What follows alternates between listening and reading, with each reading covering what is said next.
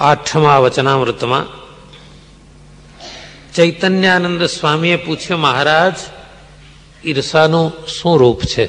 આ વાત આપણે 2 વખત આ પ્રસંગે સાંભળી ગયા છીએ, એટલે શ્રીજી મહારાજ બહુ ટૂંકમાં જવાબ આપે છે.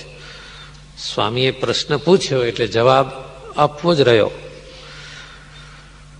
શ્રીજી મહારાજ કહે છે, ઈર્ષાનો જન્મ માનમાંથી થાય છે. જેને માન હોય એમાંથી ઈર્ષા જન્મે છે. મત્સર, ક્રોધ અને અસૂયા એ પણ માનમાંથી જન્મે છે.